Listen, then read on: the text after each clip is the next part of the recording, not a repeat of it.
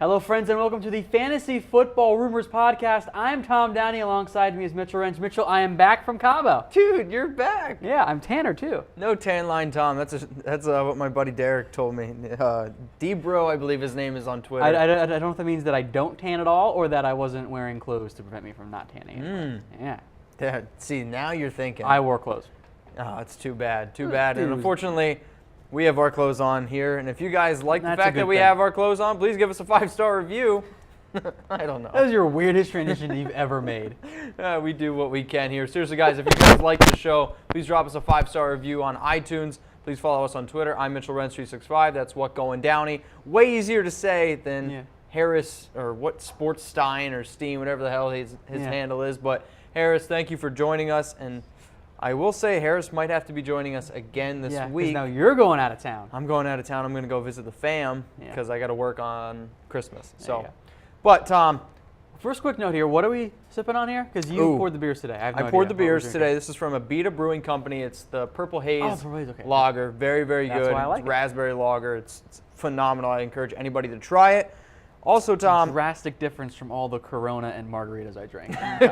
Yeah, that's actually not so bad though. I'm actually not a big Corona fan. I'll be honest. What's wrong with you? I don't think it's that good. I think it's a little bit overrated. I think it's overrated, kind of like Cream Hunt. But I'll sip on my Abita Purple Haze. That is Alvin Kamara. Okay, nice reference there. Oh, so good, so good. All right. I want your initial reaction from last night's Monday Night Football game. You can give me real football or you can give me fantasy football. Real football, classic Bengals. They find a way to lose a game that they should not lose. Yeah. They did not show up in the second half. Antonio Brown and Lev Bell did, which was good. Since it was a bad first half for Pittsburgh. They just didn't show up. It was weird. I couldn't believe how bad they looked. I thought the Steelers were going to blow them out. Yeah, maybe not blow them out. Those AFC North games between the Steelers and the Bengals were normally a little bit lower scorings, but I thought the Steelers were going to win pretty handily. I thought they at least controlled most of the game. Pretty sure I bet Harris that he gave me a 14-point spread in this game, which I easily covered. Yeah. No, I would have taken the under on that as well. And actually, I'm getting some breaking news. You guys are going to figure out what time we did this podcast.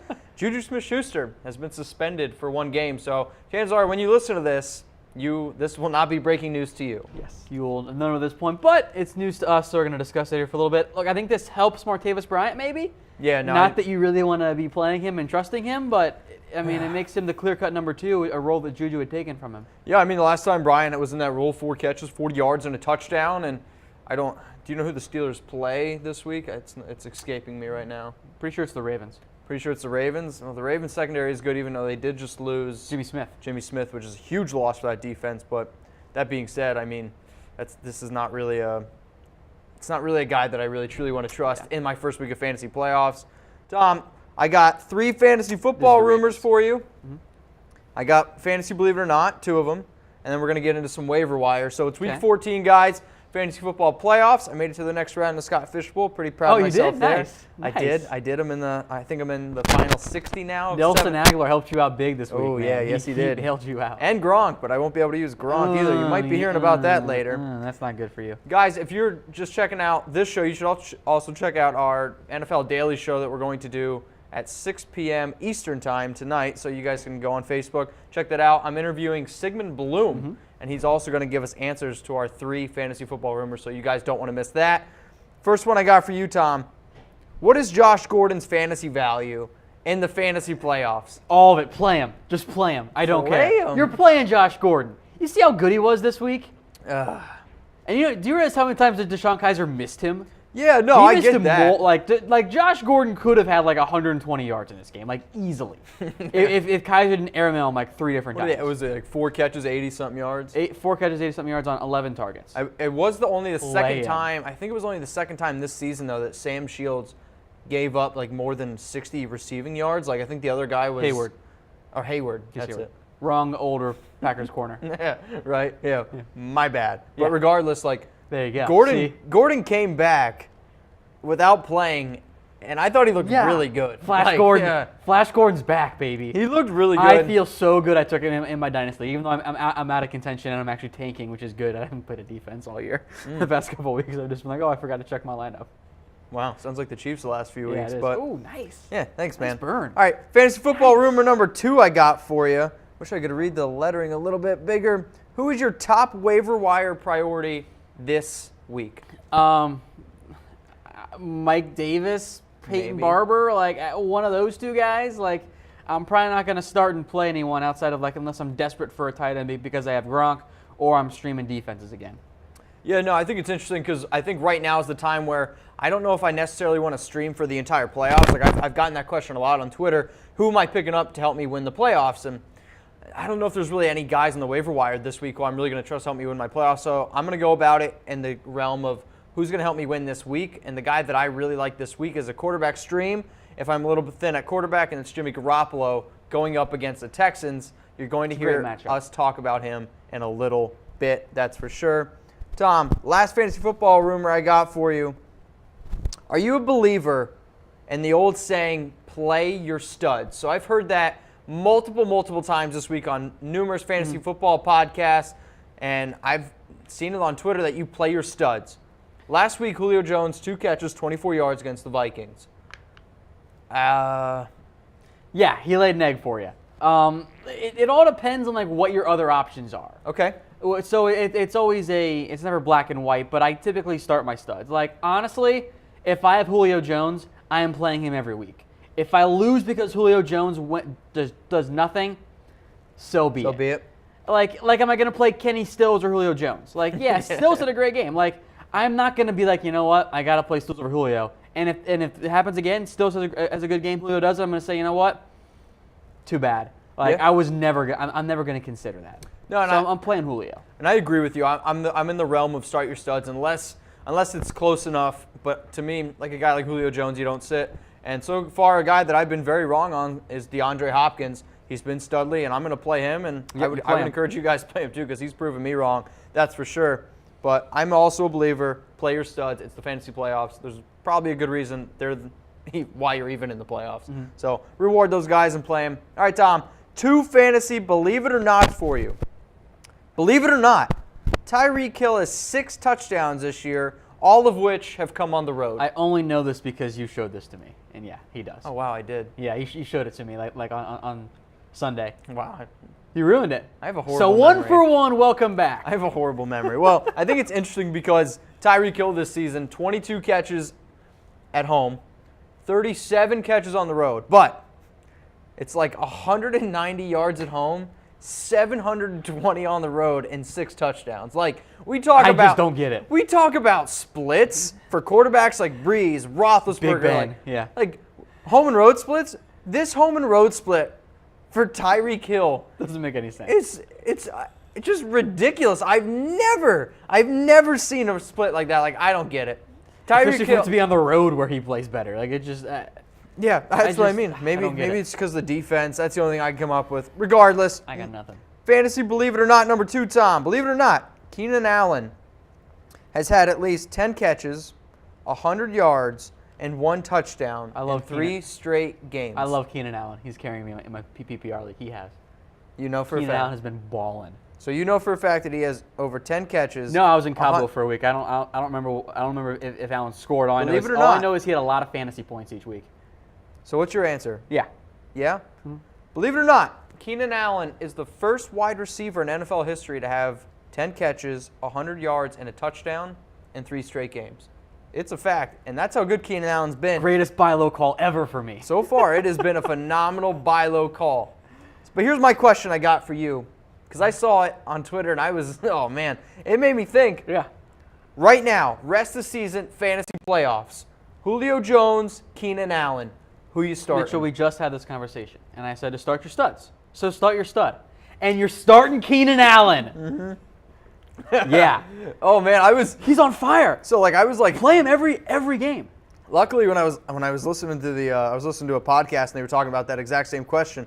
Luckily, again, I was in the shower because I just felt dirty. I felt dirty saying the fact that I wanted to start Keenan Allen. But, yeah. I mean, how can you... As an owner of both in my PPR league, I would put Keenan first. Humble brag. My receivers are so good in that league. I'm just saying. My quarterback and tight end situation's a mess. Well, I hear you there, but it's for me as well. I'm starting Keenan Allen. Maybe Antonio Brown and DeAndre Hopkins are the only two guys that I would consider starting over him. But maybe AJ. Even honestly. like week 15 and 16, when Hopkins matchups aren't as good, like Allen's up there, playing man. Keenan, man. I'm just saying. I wish I'd pushed harder in some other leagues to go trade for him, but I didn't. No, yeah, always push harder. Got him in the league that matters, though. Well, waiver wire. I got 3 fantasy waiver wire questions for you, Tom. Mm-hmm. If Jermaine Kearse is on your waiver wire, I mean, like, it depends on who's on my bench. Like, sure, but I don't really want to take on confidence level 1 it's like a 3.